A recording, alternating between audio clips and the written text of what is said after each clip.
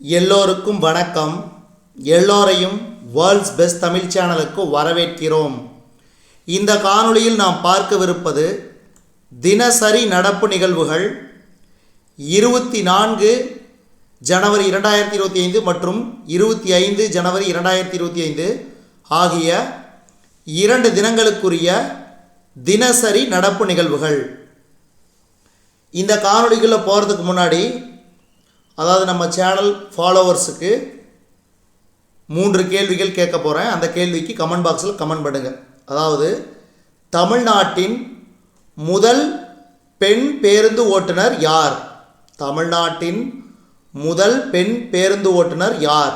அதே மாதிரி, தமிழ்நாட்டின் முதல் பெண் முதலமைச்சர் யார்?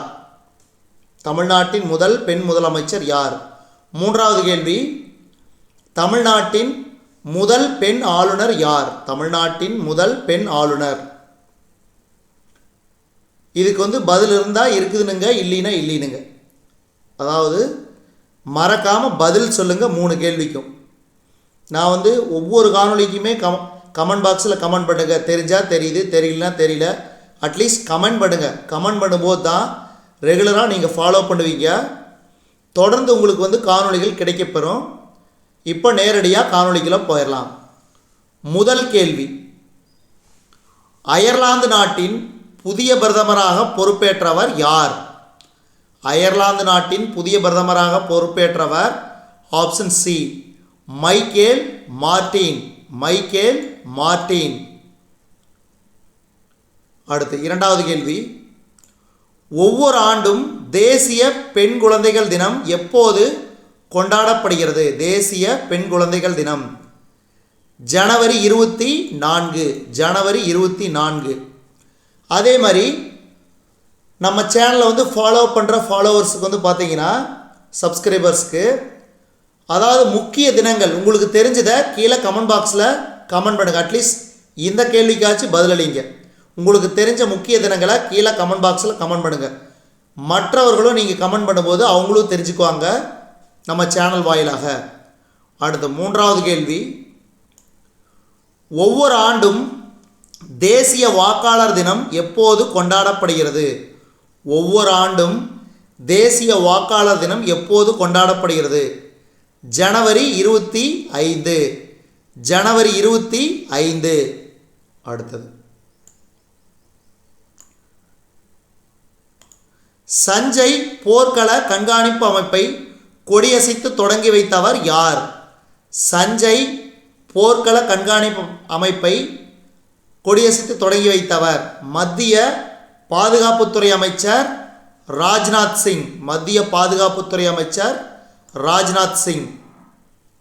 அடுத்து 5வது கேள்வி, நம்ம சேனலில் வழங்கக்கூடிய ஒவ்வொரு கேள்விகளுமே ரொம்ப ரொம்ப முக்கியமானது. 5வது கேள்வி, சூரிய இயற்பியல் ஆராய்ச்சியின் 125 ஆண்டுகளை சர்வதேச சூரிய மாநாடு எங்கு கொண்டாடுகிறது? இந்தியா. அடுத்து, அமெரிக்க வெள்ளை மாளிகையின் துணை செய்தி தொடர்பாளராக நியமனம் செய்யப்பட்டவர் யார்? அமெரிக்க வெள்ளை மாளிகையின் துணை செய்தி தொடர்பாளராக நியமனம் செய்யப்பட்டவர் யார்? Option C, Kush Desai. Kush Desai.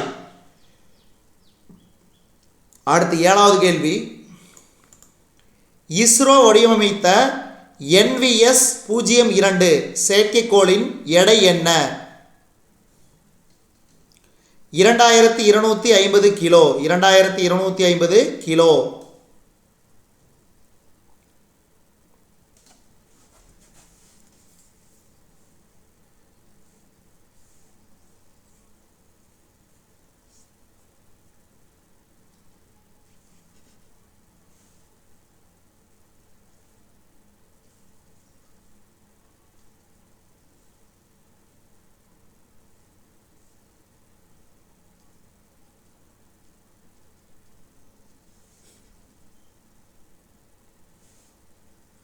$2250 kilo. அடுத்து இஸ்ரோ வடிவமைத்த NVS-02 செயற்கைக்கோளின் ஆயுட்காலம் 10 ஆண்டுகள். 10 ஆண்டுகள். அடுத்த கேள்வி, பொது சிவில் சட்டத்தை அமல்படுத்த எந்த மாநில அமைச்சரவை ஒப்புதல் அளித்தது? பொது சிவில் சட்டத்தை அமல்படுத்த எந்த மாநில அமைச்சரவை ஒப்புதல் அளித்தது? உத்தராகண்ட்.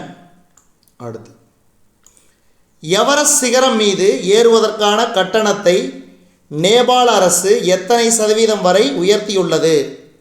இதுக்கு சரியான விடை ஆப்ஷன் சி, 36%. 36%. அடுத்து, சமீபத்திய செய்திகளில் இடம்பெற்ற சாகர் மாதா தேசிய பூங்கா எங்கு அமைந்துள்ளது? சமீபத்திய செய்திகளில் இடம்பெற்ற சாகர் மாதா தேசிய பூங்கா எங்கு அமைந்துள்ளது? இதுக்கு சரியான விடை நேபாளம். அடுத்து, இந்தியாவின் முதல் ஆப்டிக்ஸ் பூங்கா ரூபாய் 12,000 கோடி முதலீட்டில் எந்த மாநிலத்தில் அமைய உள்ளது? இந்தியாவின் முதல் ஆப்டிக்ஸ் பூங்கா ரூபாய் 12,000 கோடி முதலீட்டில் எந்த மாநிலத்தில் அமைய உள்ளது? மகாராஷ்டிரா.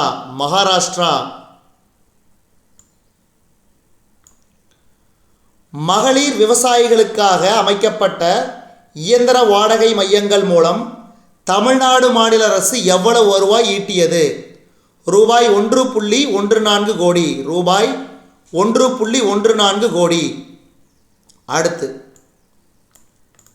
2024-2025 ஆண்டுக்கான பல்கலைக்கழகங்களுக்கான இடையேயான பெண்களுக்கான கபடி போட்டிகள் எங்கு நடைபெற்றது?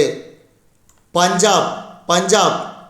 அடுத்து, 2025 ஆண்டுக்கான ஆசிய பேட்மிண்டன் அணிகள் சாம்பியன்ஷிப் போட்டிகள் எங்கு நடைபெற்றது? 2025 ஆண்டுக்கான ஆசிய பேட்மிண்டன் அணிகள் சாம்பியன்ஷிப் போட்டிகள் எங்கு நடைபெற உள்ளது? சீனா. சர்வதேச செஸ் கூட்டமைப்பு தரவரிசை பட்டியலில் இந்தியாவின் டி குகேஷ் எத்தனையாவது இடத்தை பிடித்தார்? சர்வதேச செஸ் கூட்டமைப்பு தரவரிசை பட்டியலில் இந்தியாவின் டி குகேஷ் எத்தனையாவது இடத்தை பிடித்தார்? 4வது. அடுத்து, இரும்பின் தொன்மை எனும் நூலை வெளியிட்டவர் யார்? இரும்பின் தொன்மை எனும் நூலை வெளியிட்டவர் முதலமைச்சர் மு.க. ஸ்டாலின். அடுத்து, கீழடிக்கான பிரத்யேக இணையதளத்தை தொடங்கி வைத்தவர் யார்?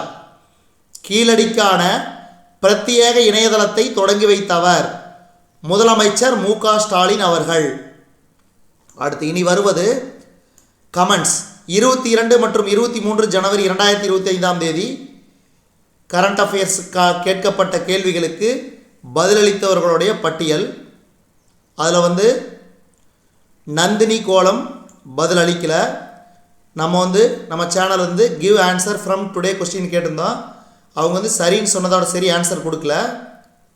அடுத்தது பேபி டால்ங்கிறவங்க ஓகே சார்னு சொன்னாங்க, அவங்க ஆன்சர் கொடுக்கல. அட்லீஸ்ட் சச்சின் டி 4583ங்கிறவங்க 2 கொஸ்டினுக்கு எனக்கு ஆன்சர் தெரில சார் அப்படின்னு சொல்லிக்கிறாங்க. அட்லீஸ்ட் பரவாயில்ல, இவங்க கமெண்ட் பண்ணவங்களுக்கு இந்த 3 பேருக்கும் வாழ்த்துக்கள். இந்த கேள்வி என்னென்ன கேள்வி கேட்டிருந்தேன்னா, அதாவது அமெரிக்காவின் புதிய துணை அதிபர் யார்? JD வான்ஸ்.